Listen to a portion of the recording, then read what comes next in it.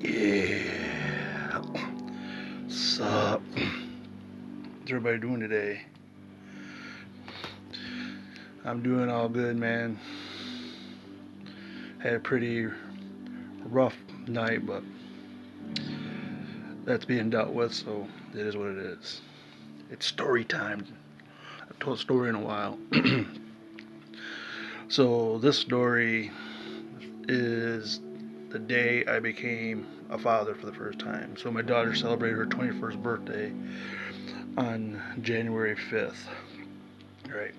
And I told her the story a couple days after her birthday when I saw her and stuff like that. And you're probably asking yourself, what's the big deal? Okay, you had a kid, so what? Well, there's a pretty fucked up story behind it, and let's just say that you can't tell me after you hear the story that there wasn't somebody out there looking out for me and stuff like that. So here it goes. So January 5th, you know, me and my ex go down to Muskegon, and she gives birth to my first daughter. Okay, I think she was in labor. See, it was in the morning. She gave birth around General Hospital time, and I was kind of upset about that because at that time I was like really in the General Hospital.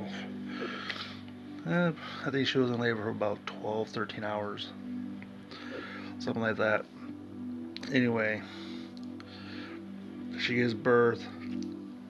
I get to cut the cord, and after they clean her off, stuff like that, I get to hold her, stuff like that. And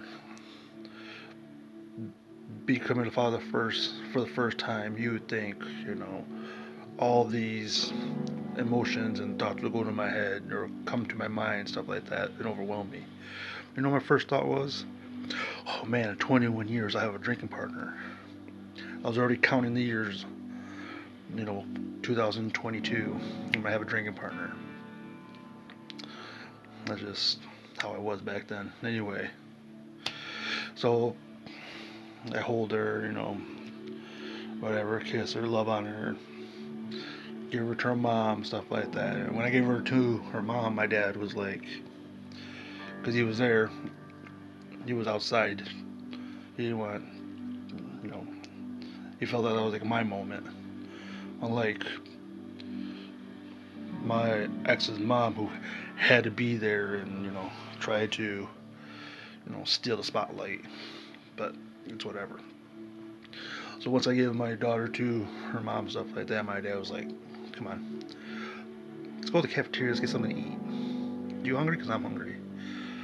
So we go to the cafeteria, we have something to eat, and we're talking. It's like, hey, your life has changed, it's not about you no more. You know, you got another person to worry about, and you need to step up and take responsibility. And in the back of my mind, I'm thinking, this is the same guy that, picked his women over me. And he's telling me to be, telling me to step up. No, looking back, he was just telling me to be a better father than he was. Or, just, stop thinking about yourself, Richard, and, you know, focus on your new responsibilities. And it's like, I know you're scared, you have all these, whatever, but, it's going to be okay. Your job is to protect her, make sure nothing ever happens, and, teach her, you know, teach her things, be present. And alright.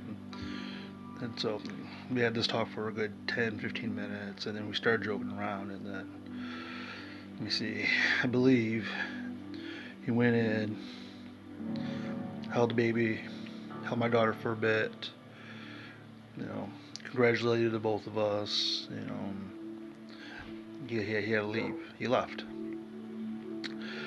And so, pictures were being taken, and the plan was, after the baby was born, I was gonna go back home and pick up some stuff and come to Ludington and get some Mancinos because that's what she was craving.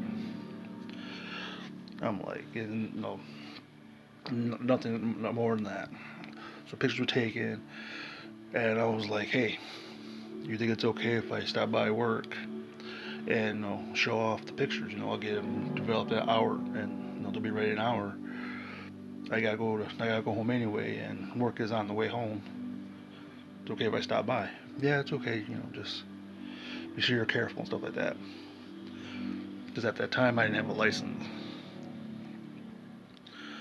and so I go over to Walgreens in Muskegon, and I get my pictures developed. I got my list of what I need to get from the house, and what kind of stuff she wanted for Benzino's, and I go to I go home. I'm trying to remember here. No, I go come to Lynton, get the Mancinos, head home, but I didn't go home. I went to work, and at this time it was probably 7, 8, maybe 9 o'clock, and the shift ended at 11. It's been years since I've thought about this, so give me a minute. I think the shift ended about 11. It was the second shift, and I show up, and I'm showing everybody the pictures, stuff like that. And my friend was like, hey, why don't you stop by my place and let's have a drink, have a little celebration, stuff like that. I'm like, yeah, cool. Didn't clear it with my girl at the time, and I was just Richard's gonna do whatever I want, right? So I killed time. I forget what I did. I didn't go home. I had like a couple hours to kill. My first thought should have been, okay, go to the house, get what she needs, and come back and go to his place. That way, from that place, I can go back to Muskegon. And so, like I said, I don't remember what I did to kill time, but we ended up at his place. Started drinking. At that time I was drinking Labatt Blue. Labatt Blue. Shows how young I was. Broke out the Crown Royal, baby. The Crown Royal Sprite was flowing heavily that night. And we're dancing, we're telling jokes, we're talking about life, I think it goes from the wee hours to like maybe 2, 3 o'clock in the morning, right? He had to go. He had to go because his wife was like, "Hey, come to bed." And so we broke it up. But before the party broke up, they played one song for me, and it was Creed's. What's the name of that song? Arms Wide Open by Creed. And then I'll tag it. I'll put that link to the video in the comments. But that song really hit home, and I didn't cry, but I could feel the emotions build up, and I was doing my best to try to not be a pussy in front of my friends, stuff like that. And I'm fucking drunk. Remember, I don't have a license. That time of driving a Cavalier was a stick shift. Whew. Anyway, it's wintertime. Remember, this is January 5th. It's wintertime. It snowed a little bit. Roads were kind of slick, especially at 3 o'clock in the morning. So I had to go from his place all the way back to where we lived, which was good 10 minutes away, 10, 15 minutes away. And I remember driving. I go up a little steep hill and stuff like that, and I don't know what happened. I don't know how it happened. All I know is I hit some sort of drift or whatever, and I slid into a ditch, and I'm like this. My car's like this. It's 3 o'clock in the morning. I have no license. I've been drinking. Cops come by. It's a wrap.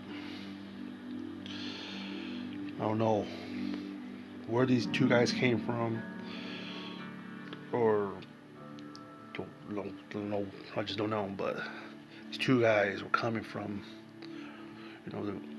a restaurant that was like maybe 30 seconds away from where I lived. They were coming back into Hart and stuff like that, and they saw me. They stopped, and they were fucking drunk too. They were high. They're like, "Hey man, what's going on, buddy? You're in the ditch." I'm like, "Yeah, man. I just had a kid and stuff like that. I was celebrating, and after I go to my house and pick some stuff for my girl and head back." And so they're like, "Yeah, man, we've been drinking too. I don't know. I think I have a strap. Let me see if we can get you out." I forget the other guy's name. He was like, "Hey, man, there's a strap in the back of the truck." "I don't know, man. I have to check it out." I mean, I'm doing a bad impression of them, but they sounded like two gay valley girls in men's bodies. Like, "All right, man." And they found the strap. They towed it. They strapped it to the car.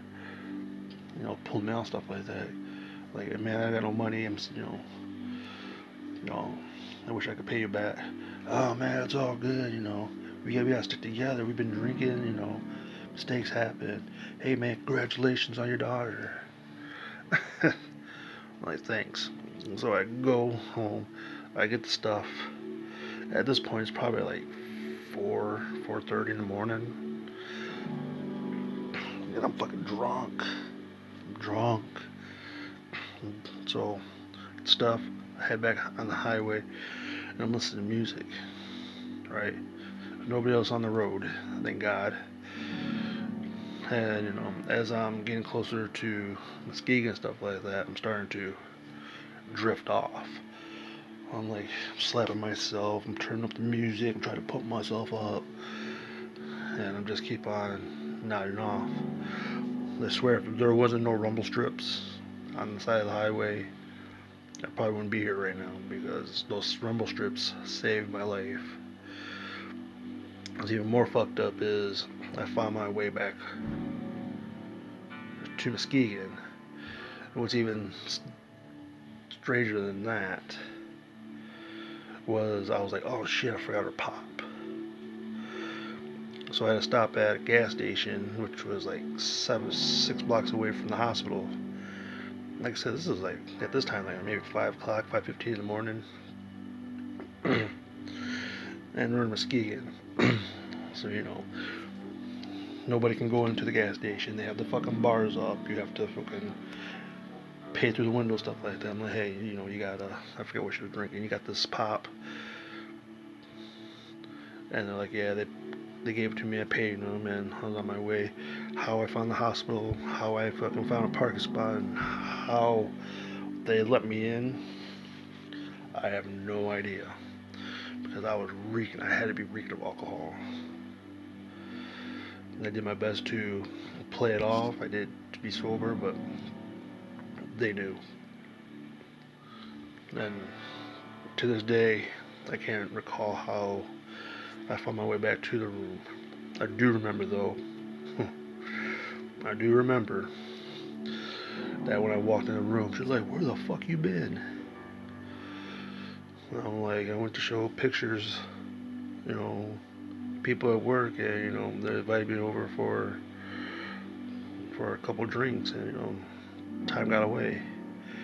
"So you're out partying while I'm here taking care of our daughter?" And I was like, "At least I brought the stuff." And she was, like I said, she was pissed. She's like, "Here, she needs a diaper change. Change her." Okay. So I go over there. So my daughter's on the bed, stuff like that, and my ex hands me the diaper, wipes. No, just hands me a diaper.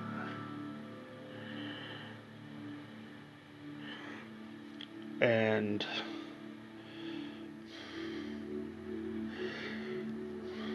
she peed.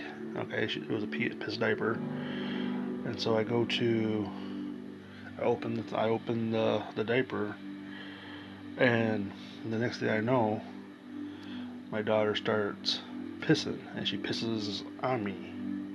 I'm like this, and she pisses on me. And at the same time, she's taking a shit. I'm like, get this a fucking bitch. But no, I guess that's what I deserve. And no, that's what my ex said. It's like, that's what you get. I fucking cleaned her up, put the diaper on.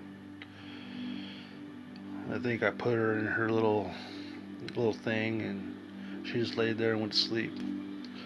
I got yelled at a little bit more, and then I went on my little couch and passed out. So yeah, that was my experience. That was my first day being a father, and how I didn't get in trouble, how I didn't die, how how lucky I am that everything turned out okay that day. So just be aware that there's something out there looking over you, someone or something that's out there looking over your shoulder and protecting you, and there's a reason why we're here. And like I said, on that day, whoever was watching over me got me out of the pickle. I guess, hey, you're a father the first time. We'll give you a pass on this, and that's that story. I hope you enjoyed it. I'm sorry that I blanked out a little bit because I haven't thought about the details of that story in a long time. I told my daughter the basics of the story, but then and both my daughters, they're like, "Ooh, really? Wow, that's crazy." But my oldest was like, when I told the part where she pissed and shell over me, she just fucking laughed at me. And I said, "Well, I guess that's what I get for, being out all night." So that's the end of that. Like, share, subscribe, hit the notification bell. That way you know when I upload a new video. And catch you on the flip side. Peace.